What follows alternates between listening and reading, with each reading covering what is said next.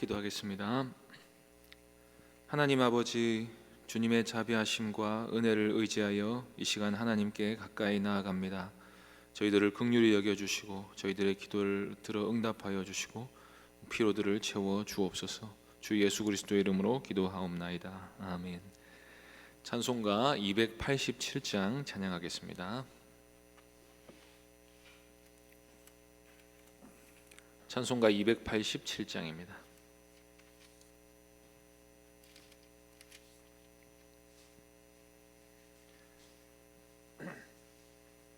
287장 함께 찬송하겠습니다. 예수 앞에 나오면 죄사함 받으며 주의 품에 안기어 편히 쉬리라. 우리 주만 믿으면 모두 구원 얻으며 영생 복락 멸류관 확실히 받겠네. 예수 앞에 나와서 은총을 받으며 마음의 기쁨 넘치어 감사하리라.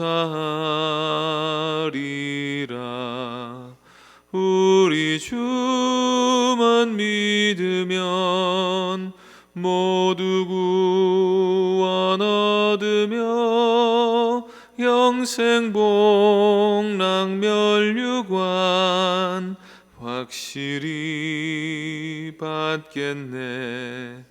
예수 앞에 설 때에 흰 옷을 입으며 밝고 빛난 내 집에 길이 살리라.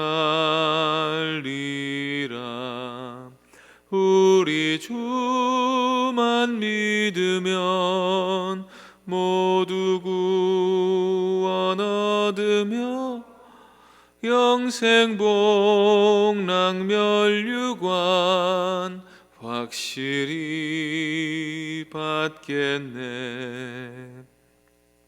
하나님 말씀은 요한복음 5장 1절부터 9절까지 말씀입니다. 요한복음 5장 1절부터 9절까지입니다. 찾으셨으면 한 절씩 교독하겠습니다. 그 후에 유대인의 명절이 되어 예수께서 예루살렘에 올라가시니라.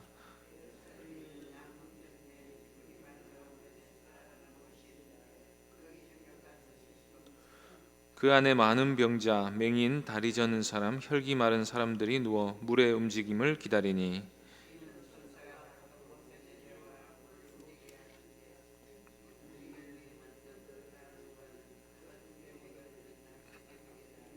거기 38배 된 병자가 있더라.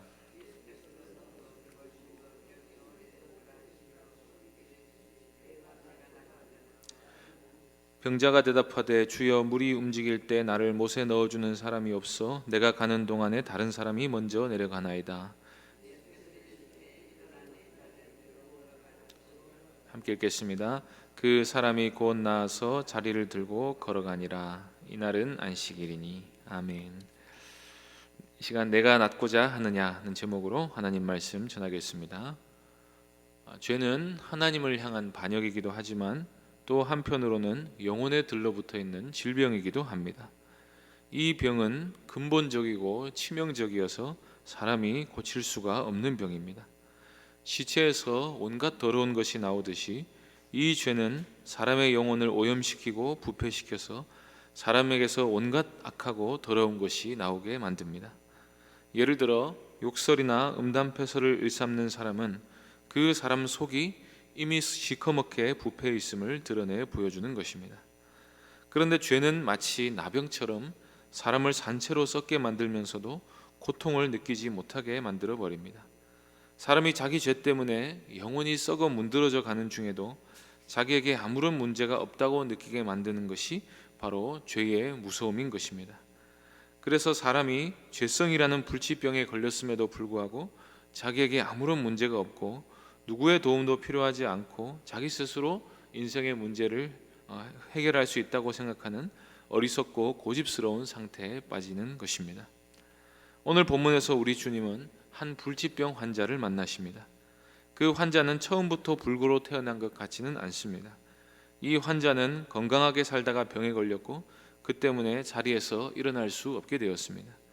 그래서 다시 예전처럼 건강을 회복하기 위해서 무기력한 소망을 38년이나 품고 있었습니다. 이 환자의 유일한 소망은 바로 이것이었습니다. 타이밍을 맞춰서 저 연못에 들어가기만 하면 내가 다시 건강을 되찾을 수 있을 거라고 믿었던 것입니다. 이 연못의 이름은 베데스다라고 하는 연못입니다. 2절을 보시겠습니다. 예루살렘에 있는 양문 겉에 히브리 말로 베데스다라는 못이 있는데 거기에 행각 5이 있고, 여기서 양문이란 제사에 사용되는 양들이 드나드는 문을 말합니다. 그리고 그 곁에 베데스다라는 연못이 있는데 베데스다는 자비의 집이라는 뜻입니다. 그리고 행각이 5이 있었다고 했는데 행각이란 벽이 없고 기둥과 지붕만 있는 건축물을 가리킵니다. 주랑이라고 하기도 하는데 이런 행각이 5이나 있었다는 것은 베데스다 연못이 사람들이 상당히 많이 모이는 인기 장소라는 점을 보여주는 것입니다. 이때는 예수님이 명절을 지키러 예루살렘으로 올라왔을 때였습니다. 학자들은 이때 예수님이 지키신 명절이 대체로 오순절이었을 것이라고 생각합니다. 2장에서 유월절을 지키러 올라오신 예수님께서는 예루살렘에서 많은 표적을 행하시고 사마리아를 거쳐 다시 갈릴리로 돌아가셨습니다. 그리고 오순절이 되어 예루살렘으로 다시 올라오신 것입니다. 예수 그리스도께서는 율법을 성취하실 분으로 오셨으나 우리에게 참 자유를 주시기 위해 율법 아래에 나셔서 철저히 율법을 지키고 계심을 보여주고 있습니다. 이 오순절은 후에 성령께서 강림하신 절기이고 복음의 은혜가 실제로 나타나기 시작한 절기가 되었습니다. 그래서 오늘날 우리는 오순절을 성령 강림절로 지키고 있습니다. 이 오순절에 예수님이 한 불치병 환자를 고치셨다는 것은 우리에게 많은 영적 깨달음을 주는 것입니다. 그런 의미에서 예수님이 양문 곁에 있는 자비의 집에서 주님의 자비하심과 사랑하심을 나타내셨다는 것은 아주 의미심장한 일입니다. 왜냐하면 우리가 죄라는 불치병에서 고침을 받는 것은 우리를 위한 어린 양이신 예수 그리스도의 희생제사로 이루어진 일이고, 하나님이 우리를 위해서 그렇게 독생자를 아낌없이 내어주신 이유는 오직 하나님의 자비하신 사랑 외에는 그 근거를 발견할 수가 없기 때문입니다. 그런데 사람들은 하나님의 사랑과 예수님의 대속의 은혜를 믿지 않을 뿐 아니라 깨닫지도 못합니다. 그것은 사람들이 영적으로 죽어있기 때문이고 어둠에 처해 있기 때문입니다. 그리고 그 진리를 아는 지식이 감추어져 있기 때문입니다. 본문 말씀을 통해 우리는 예수 그리스도께서 무지한 우리에게 찾아오셔서 우리를 고쳐주시고 우리 양심의 빛을 비추어 주실 때만 우리 영혼이 고침을 받을 수 있다는 사실을 보게 됩니다. 베데스다에는 수많은 사람들이 모여들었습니다. 베데스다는 잘 꾸며진 연못이었습니다. 아름다운 연못에는 사람들이 모이기 마련입니다. 그런데 그렇게 많은 사람들 중에 오직 한 사람만이 구원의 능력을 맛보았습니다. 심지어 병을 낳은 이 사람조차도 자신을 고쳐주신 분이 누구인지 알아보지를 못했습니다. 이것은 우리의 시선이 얼마나 이 땅의 것에 머물러 있는지를 잘 보여주는 대목입니다. 사람들은 자신이 아는 게 세상의 전부인 줄 압니다. 많은 사람들이 그렇다고 하면 또 그런 줄 압니다. 그 상태에서 경험이 쌓이면서 편견이 지식이 되고 고집으로 똘똘 뭉치게 됩니다. 그래서 결국에는 남의 말을 들으려 하지 않고 오로지 자기가 아는 그 한 가지만이 유일한 해결책이라고 믿으면서 일평생을 헛되이 보내는 것입니다. 이 베데스다 연못이 유명해진 이유는 이 연못에 치유의 능력이 있다는 믿음이 사람들 사이에 퍼졌기 때문입니다. 3절 4절을 보시겠습니다. 그 안에 많은 병자, 맹인, 다리 저는 사람, 혈기 마른 사람이 누워 물의 움직임을 기다리니 이는 천사가 가끔 못에 내려와 물을 움직이게 하는데 움직인 후에 먼저 들어가는 자는 어떤 병에 걸렸든지 낫게 되미르라. 이 구절 안에 보면 꺽쇠로 괄호가 쳐져 있는 부분이 있지요. 이 삽입부는 요한이 쓴 내용이 아니라 나중에 삽입된 내용입니다. 그런데 이 내용이 성경에 들어와 있는 이유는 이 내용이 있어야만 7절에서 병자가 하는 말이 무엇인지 이해가 되기 때문입니다. 그런 미신이 당시의 유대인들 사이에 퍼져 있었습니다. 가끔 이 연못의 물이 눈에 띄게 요동치던 때가 있었는데 사람들은 천사가 그 물을 움직인다고 생각을 했고, 그때 가장 먼저 들어가는 자는 어떤 병이라도 낫게 된다는 미신이 사람들 사이에서 하나의 큰 믿음으로 자리하고 있었던 것입니다. 그래서 그 연못 주변에는 수많은 병자들이 진을 치고 있었습니다. 가장 먼저 들어가는 게 핵심이니까 물이 움직이면 누구보다 먼저 들어가려고 연못을 계속해서 주시하고 있었습니다. 이 장면 자체가 이 세상의 모습을 반영하는 것입니다. 양보란 없습니다. 자기가 낫는 게 제일 중요합니다. 그리고 누구라 할 것 없이 연못에 먼저 들어가기만 하면 낫는다는 믿음으로 충만한 상태입니다. 그러니 경쟁에서 반드시 이겨야 합니다.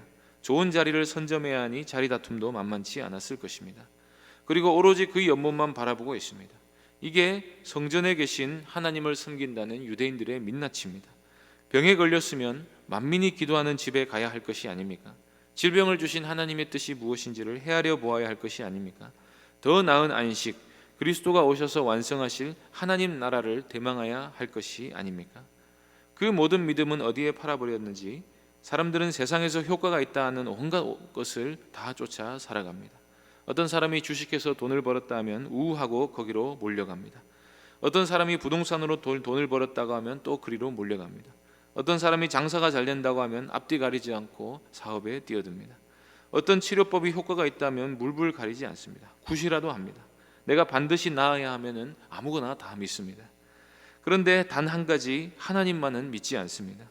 오로지 자기 욕심에 눈이 멀어서 남을 밀쳐내고 내가 잘되기만을 구하는 세상의 축소판을 베데스다 연못에서의 병자들이 보여주고 있습니다. 바로 이 어둡고 탁한 세상 가운데서 빛이신 예수 그리스도께서 나타나셨습니다. 그리고 예수님께서 그곳에서 가장 오래된 불치병 환자에게 다가가셨습니다. 이 환자가 병에 걸린 지 38년이나 됐다는 사실은 사실 그 병은 고칠 수 없는 병이라는 점을 보여주는 것입니다. 그런데도 이 병자는 무려 38년이나 그 연못을 의지하고 있었습니다. 그러면서 오직 저 연못만이 나를 구원할 수 있을 거라는 믿음을 굳게 가지고 살았습니다. 이 환자에게 단 한 가지 문제는 자기를 때맞춰 연못에 넣어줄 사람이 없다는 것뿐이었습니다. 이 환자는 연못의 능력을 의심한 적이 없었습니다. 이 환자는 헛된 믿음을 굳게 가지고 있으면서 결국에 문제는 다른 사람들 때문이라고 세상을 원망하며 38년을 허송세월하고 있었습니다. 6절 7절을 보시겠습니다. 예수께서 그 누운 것을 보시고 병이 벌써 오래된 줄 아시고 이르시되 내가 낫고자 하느냐. 병자가 대답하되 주여 물이 움직일 때 나를 못에 주는 사람이 없어 내가 가는 동안에 다른 사람이 먼저 내려가나이다. 어쩌면 베데스다 연못에는 실제로 어느 정도 치료 효과가 있었을 것입니다. 유명한 데는 다 그만한 이유가 있기 마련입니다. 어떤 광물질을 많이 담고 있어서 베데스다 연못에서 피부병 정도는 고침을 받은 사람들이 실제로 많이 있었을 것입니다. 바로 이 점이 보여주듯이 베데스다 연못의 전설은 사실 괴로운 사람을 더 괴롭게 하는 악한 소식에 불과했습니다. 그 연못의 혜택을 받는 사람은 사실 달리기가 빠른 사람일 수밖에 없습니다. 이 모습이 약육강식과 적자 생존의 사회를 반영하는 것이 아니고 무엇이겠습니까? 이처럼 세상은 강자들만 살아남는 세상이고 약자들은 그 강자들의 세계에서 어떻게든 살아보려고 발버둥 치면서 나도 저들처럼 세상에서 잘되고 싶다고 일평생 상상만 하다가 일생을 마치게 하는 세상의 모습인 것입니다. 다르게 말하면 이 무명의 병자는 세상의 거짓말에 무려 38년이나 속고 살았던 것입니다. 할 수 있다고 믿으라. 자신의 가능성을 믿으라. 내가 성공한다고 1만 번 외치라. 그러나 성공한 사람들의 공식대로 실제로 성공한 사람들은 극소수에 불과하고 나머지는 이 병자처럼 아무도 나를 그 자리에 데려다주는 사람이 없어서 나라가 이 모양이어서 부모가 그저 그래서 내가 타고난 머리가 좋지 않아서 내가 기회를 못 받아서 중간에 불의의 사고를 당해서 장애가 생겨서 꿈을 이룰 수 없었다고 헛되이 믿으며 살아가는 것입니다. 이 사태에 대한 유일한 해결책은 우리의 시선을 세상으로부터 하나님께로 돌리는 길뿐입니다. 오로지 연못만 쳐다보며 세상을 원망하는 이 병자에게 우리 주님이 이렇게 말씀하십니다. 내가 낫고자 하느냐? 이게 얼마나 의미 없는 질문입니까? 당연히 낫고 싶지요. 누군가 우리에게 이렇게 묻는다면 어떻겠습니까? 부자가 되고 싶습니까? 무르나 마나입니다. 그래서 전도가 잘 안 됩니다. 전도는 사실 이렇게 말하는 것입니다. 행복하고 싶습니까? 하나마나한 질문이 아닙니까? 그러면 사람들이 다들 이렇게 대답합니다. 누가 행복하고 싶지 않아서 행복하지 못합니까? 저걸 가져야 되는데, 부와 권력과 성공을 가져야 행복한데 못 가져서 불행한 거 아닙니까?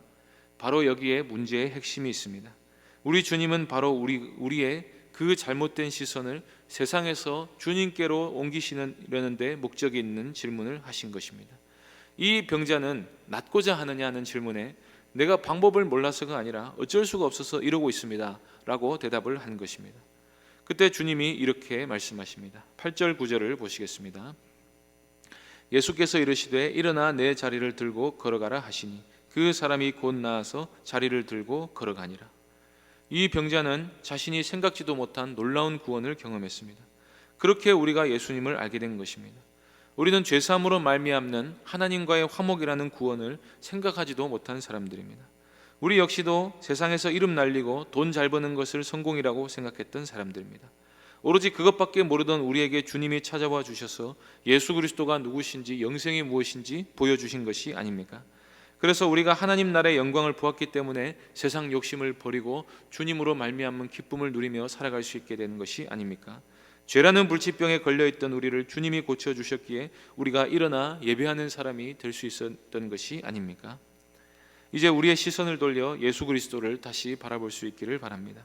세상의 거짓말에 속지 마시기 바랍니다. 구원은 예수 그리스도 안에만 있습니다. 영생의 길이 예수 그리스도 안에만 있습니다. 그분만이 우리의 주님이시고 구세주이십니다. 일어나 걸으라고 말씀하신 그분만이 우리를 일어나 걷게 하실 수 있습니다.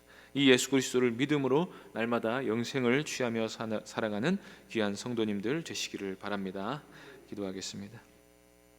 하나님 아버지, 이 악한 세상으로부터 우리의 시선을 돌려 참된 구원이 무엇인지, 누구로부터 나오는 것인지 바라보게 하시고, 우리가 그 구원의 필요성을 깨닫지도 못했을 때 우리에게 찾아와 주셔서 영생의 복을 허락해 주시니 참으로 감사드립니다. 이 구원의 은혜를 주신 분이 우리 주 예수 그리스도시라는 사실을 믿고 날마다 주님만 의지하며 살아갈 수 있도록 은혜 베풀어 주옵소서. 예수님의 이름으로 기도하옵나이다. 아멘. 하늘에 계신 우리 아버지여, 이름이 거룩히 여김을 받으시오며 나라의 임하옵시며 뜻이 하늘에서 이룬 것 같이 땅에서도 이루어지이다. 오늘날 우리에게 일용할 양식을 주옵시고 우리가 우리에게 죄 지은 자 우리 죄를 사하여 주옵시고 우리를 시험에 들게 하지 마옵시고 다만 악에서 구하옵소서.